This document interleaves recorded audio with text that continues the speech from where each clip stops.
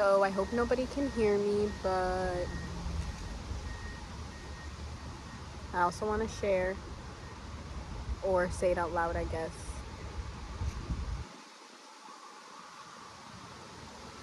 I don't know why I care about even reading it. I guess that's why I have to do it, right? Because I'm not doing it. Even though it's easy, it's just writing, but that was very hard.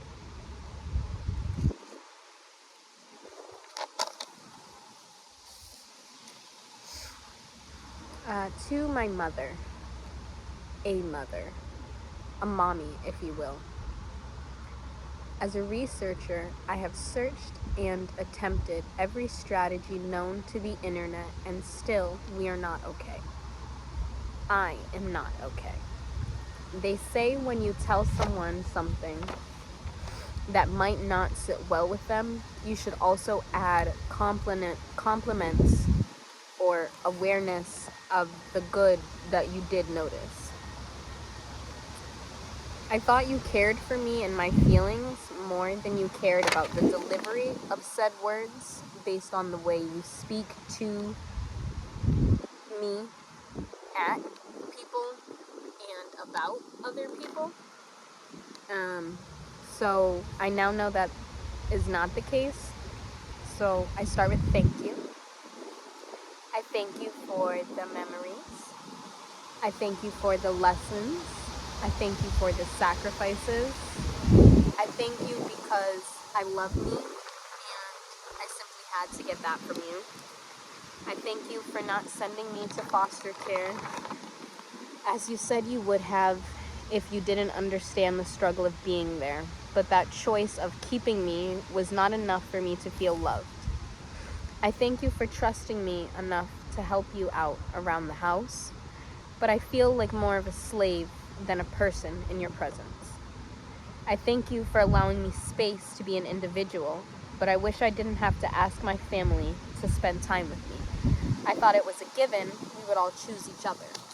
I must have missed something. I thank you for showing me what it looks like to care about people.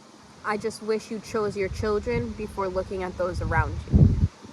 When you all just talk bad about each other when you're not in the same room. I thank you for the few times you came to see me and my daughter alone, just us three. I can count it on my hands. But hearing now I can check that off of my list changes the entire memory we just made. I thank you for putting me in cheerleading as I enjoyed the time away from home, but it was an incredibly lonely experience where you always sat with the group and used me to get new girls to open up and join the group. I never enjoyed a convo with any of you. I thank you for allowing me to be friends with Chris Ellen, even though you didn't like her, but I don't understand why you're projecting so much hatred onto someone who was young enough to learn something from you.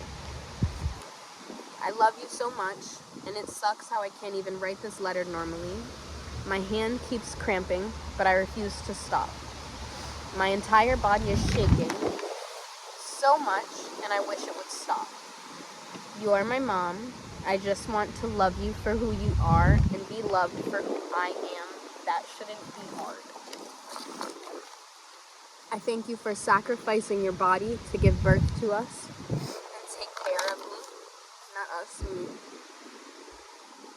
I know how many nights you went without eating anything, but I guess I'm just confused as to why you thought my body belonged to you. You treated me like property and then act surprised by the people I choose to hang out with. But I still thank you for the luxury of not having to help you pay rent. It just really sucks how our little family got split up because you didn't even think it was your job to teach us about money management. Not that I needed you to, but we could have helped you out. I thank you for taking care of us at whatever means possible, but I wish you were able to teach me what morals are. Mine are getting better now, but I wish it was thanks to your help. I thank you for always being honest with me, but I wish you knew when to be honest and when to be supportive. I shouldn't have been called a hoe for wearing jeans that were too tight. You should have taken me out for a mother-daughter day to show me the problem with those tight jeans and buy me new ones. Wearing those jeans affected the way boys, my cousins and brothers included, perceived me, treated me, and spoke to me. I thank you for coming back from Florida in a flash, even though that wasn't what I asked for. But I wish you communicated with me instead of blaming me for your having to sleep in your car. I was so violently sick both times I was pregnant, I couldn't stand up for more than 15 minutes at a time, let alone hold down water or food, and you didn't come help me once. You never stepped foot in that house while we were there. I thank you for paying for my college loans, but if you never opened your mouth to tease me about being in a different building than Quran, I probably would have been focused on my schoolwork rather than my loneliness. I could have finished with high honors. We know that. I wish you spoke to me the way I am now, speaking to you, as respect goes both ways. I can't emulate something I was never shown, but still. I thank you for taking your adult trips so you could be more present with us as kids. But now that we're all adults, I just wish you would stop finding ways to leave us. I thank you for not responding to my initial message that I sent in January while being homeless alone, as my husband and kids were taken care of, but I was not. I only had the help of people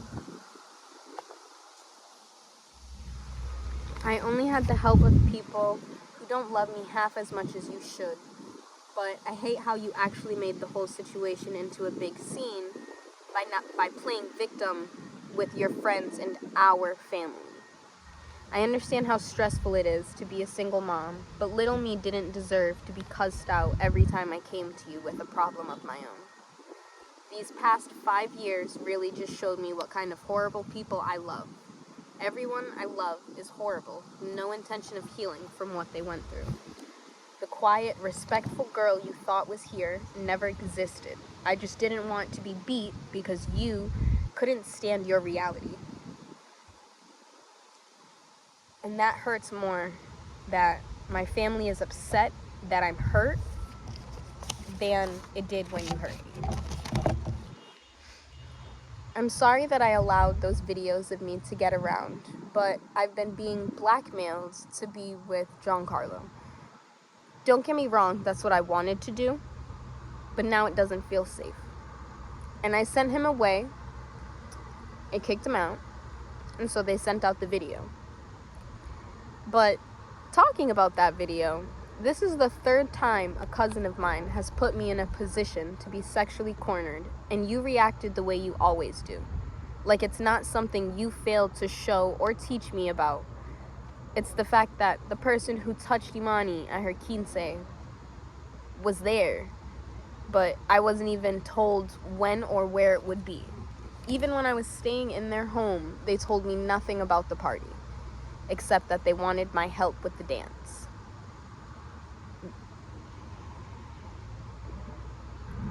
My deepest prayer is that my brothers don't live the rest of their lives down this path you've created.